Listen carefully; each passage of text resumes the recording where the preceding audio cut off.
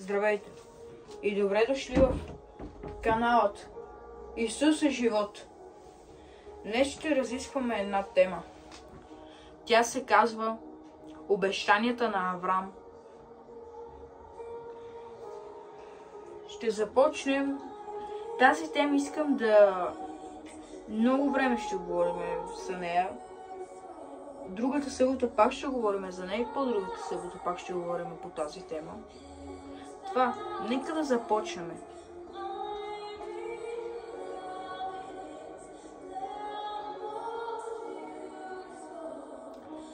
Лично обещание към Авраам. Битие 12.1. Какво Бог обеща на самия Авраам? Първа точка. Ще стане баща на голям народ, въпреки че е бездетен. Ще стане баща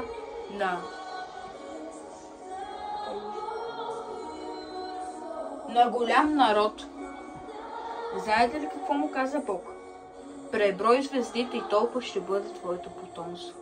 Но той знаете ли какво друго имаше? Освен обещанието, имаше и вяра. И доверие. Най-вече доверие имаше към Бог. Защото се казва, че е баща на вярата. Баща на добрината. И каза и погледни звездите и толкова ще бъде твоето потомство.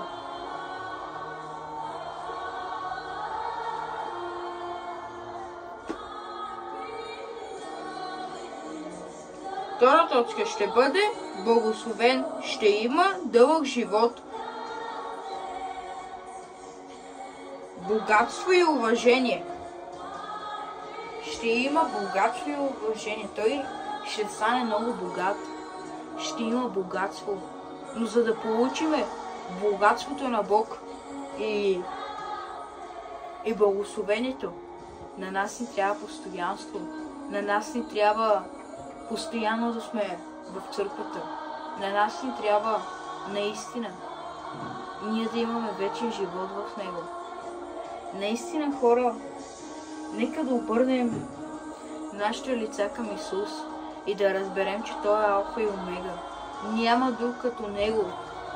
Наистина, нека да обърнем нашите животи към Него, за да се види, че Той е Бог на царете че Той е цар на царете и господар на господарите.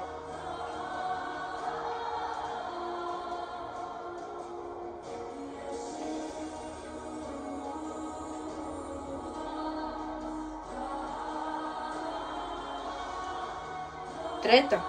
Името му ще стане велико. Хората ще го помнят и споменават. Вижте сега тук. Името му ще стане велико. Хората ще го помнят и ще го споменават. Ще си спомнят, този човек какъв беше. Той беше постоянен. Той имаше много богатство, но вярваше в Бог. Въпреки че беше бездетен, има син, има много потомство.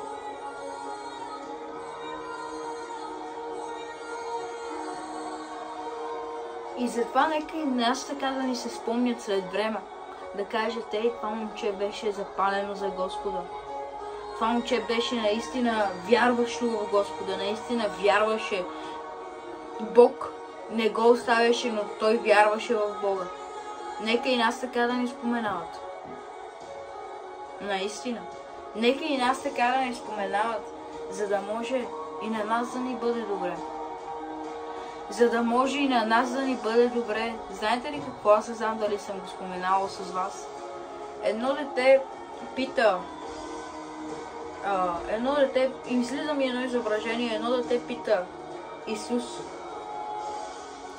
Господи, рая само за перфектни хора ли е? И той се обръща и казва: не, дете му е. То ако беше за перфектни хора, то ще да е празно. И той се обърна и каза: рая е за желаещите хора.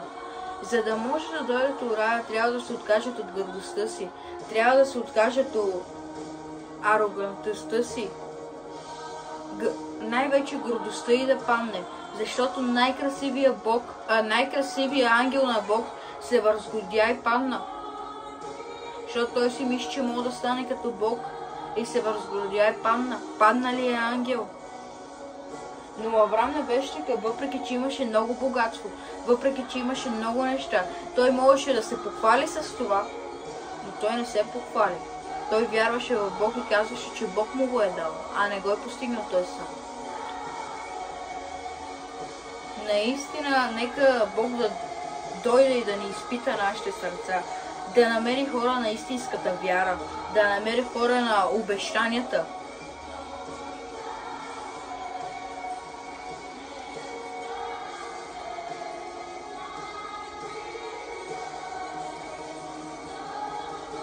Четвърта точка. Ще бъде защитен, които го благославят, ще бъдат благословени, които го кълнат проклети. Които го благославят, ще бъдат благословени, които го кълнат, ще бъдат проклети. Виж сега, ти ако го прокълнеш, ти ще си проклет, но ако го благословиш, ти ще си благословен. Защото Бог казва да не отвръщаме със злото, със зло. Той ни кълне, ти му казва и да бъде благословен.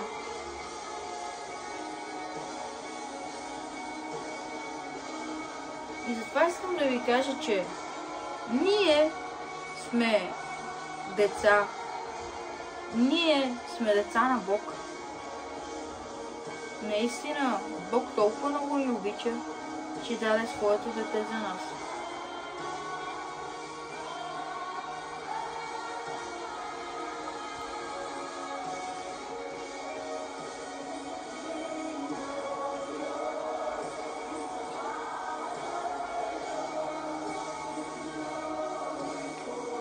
Сега ще ви кажа малко за какво ще говорим от другата събота, втора част.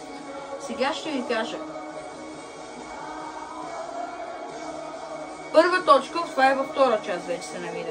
Потомството му ще бъде безбройно, като звездите на небето. Потомството му ще бъде бройно, като звездите на морето. Като звездите, защото той се каза, погледни към небето, толкова ще бъде твоето потомство.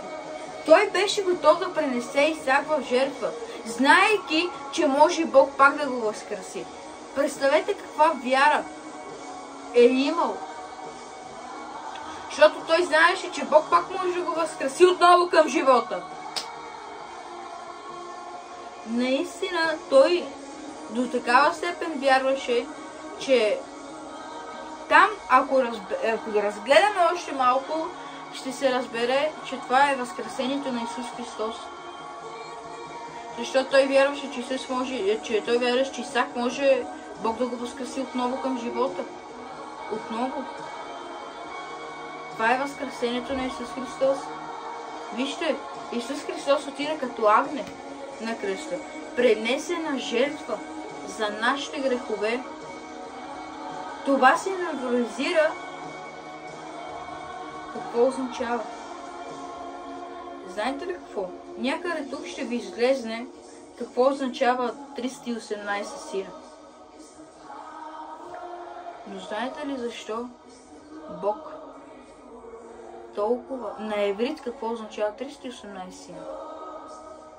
Знаете ли защо Бог му каза, че звездите му ще бъдат толкова бройни? Той няма да има 318 сина по кръв, но ще има 318 сина по дух, по вяра. Те няма да са му кръв, а те ще са му духовни синове, а той ще бъде техния баща.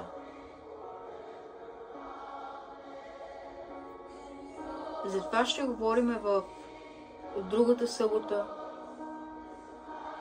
Хора, искам да ви насърча с това, че ние сме едни избрани деца, че Бог е избрал всеки един със съдба на този свят.